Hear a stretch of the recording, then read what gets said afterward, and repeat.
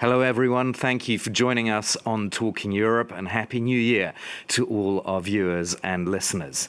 2025 will be a busy year for the EU as it embarks on a new political cycle with all of its institutions renewed, but also somewhat divided or dispersed. This January saw a change of mood with the rotating EU presidency, shifting from the controversial leadership of Hungary's Viktor Orbán to the classically pro-EU focus of Poland's Donald Tusk. His agenda emphasizes support for Ukraine. Well, to talk about this, we have with us today the French ambassador to Poland, Étienne de Poncins, who's been based in Warsaw for a year and a half. He was France's top diplomat in Kyiv when the war broke out, and he's written a book about that experience, At the Heart of the War, published by XO Editions in France. He's very familiar with the European Union and the inner workings of Brussels, and he's written books related to that subject. Ambassador, thank you for being on the program. Hello. Thank you for inviting me. So let's start with this passing of the torch from Hungary to Poland. Does that change much for the rest of the EU, do you think? Yes, that changed much, and this is good news for Europe, because we go to a pro-European presidency of the EU held by Prime Minister Donald Tusk, and to be perfectly frank, we will not regret the Hungarian presidency. What was the main problem, do you think, with those 6 months? More or less as in football, a game, the Hungarian presidency play its own game and not collectively. And with the Polish presidency, we expect the country to be really European and to play its role, which is to aggregate all the position and to defend a united EU position abroad and inside also. And the moment is also important because this will be the real start of the new Commission with Mrs. von der Leyen, and they will send their first strong messages regarding their program for the coming years and months. So this is a key period, clearly, this first semester of 2025. So a pro-European presidency combined with a European Commission, which is actually fully formed and working now. Yeah. And on Donald Tusk, of course, when he came to power, pro-European forces across the EU were very much hoping that Poland would, according to them, come back to a central role on the European stage diplomatically.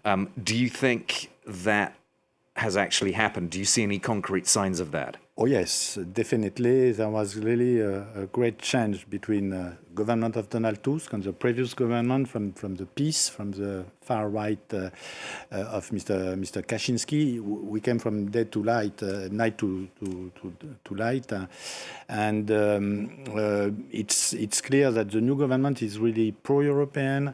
He wants to make the EU domestic policy going forward, and on Ukraine, which is the main topics for Poland and for Europe at this moment. He is a staunch supporter of Ukraine, and he wants they want the Polish government. They want to really to push in the right direction, and we are very much aligned. I mean, the French government, French authority, we are very much aligned with the policy with the agenda of the Polish presidency. So it's really good news for Europe, but also for France. Speaking of France and Poland, there is this format which France, I think, considered to be somewhat dormant during the previous government, which is the Weimar Triangle of France, Poland, and Germany.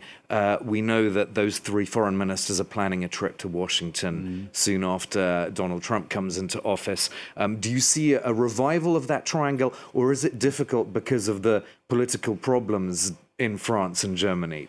No, definitely. We have seen last year, and we will continue to see a real revival of the Weimar Triangle. And this Weimar Triangle is also based on a revitalization of the French-Polish relationship. We are in a very good mood since Mr. Tusk is in power. He has very good relation and long relationship with President Macron. President Macron was in Warsaw the 12th of December, and they have confirmed that we are going to sign a new, very ambitious bilateral treaty between France and Poland, which is going to be signed in Nancy, because Nancy has a special relationship with Poland, historical relationships. And so, yes, we are also on this, on a very good trend and tendency, because we do need a very strong European Poland in the difficult world that we are living in, and we count a lot on Donald Tusk himself and Poland as a country. And Poland, of course, is the top spender on defence in terms of proportion of GDP across NATO members, and it's trying to go up to 4.7% spending this year in 2025. But I think you are perhaps slightly skeptical about how quickly we will see the effects of that within the Polish military and the broader defense questions. The more on this, really, Poland is a benchmark for Europe, because their ambition is clear. They have stated that they want to increase their defense. They want to double their military forces. There are quite a lot of challenges, because when you buy a lot of military equipment, you need then to make the training, the maintenance, and so on. So there are many challenges, but the road is clear and the objective is firm. And we are very impressed by the determination of Polish government to rearm and to reinforce collectively the defense of Europe. And when President-elect Trump says NATO allies must spend 5% of their GDP on defense, I mean, even Poland doesn't reach 5%. What do you think he's trying to set up here? Because to me, it sounds like he's trying to justify something, you know, oh, well, they didn't spend 5% on GDP, therefore I'm going to do X, Y, Z. Is that how you feel about it? On Donald Trump, I have no special information, and I suppose that nobody has.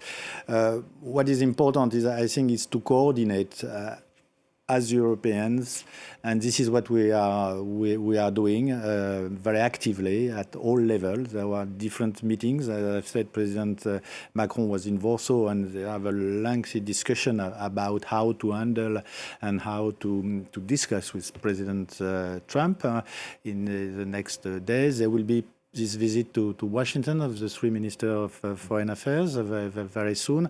The important point, I think, is to be coordinated between among us, and this is also the will of the Polish presidency on that. So we're very supportive of all those efforts. Having said all that, there are concerns about long-term EU support for Ukraine, because for the first time at the ambassadors' conference that you attended, which was of French ambassadors, obviously, the French President Emmanuel Macron invited Ukraine to hold realistic discussions on territorial issues.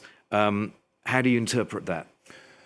I interpret that in the continuous line of the speeches of President Macron on Ukraine. He has always said that it is for Ukrainians themselves, it is to decide when and on what conditions they will enter into negotiation with Russians. Of course, the day when they enter this negotiation with Russia, everything will be on the table. So he has not said anything very new from my perspective. But when he says realistic discussions, does that not sound like Ukraine has to entertain the idea of giving away territories?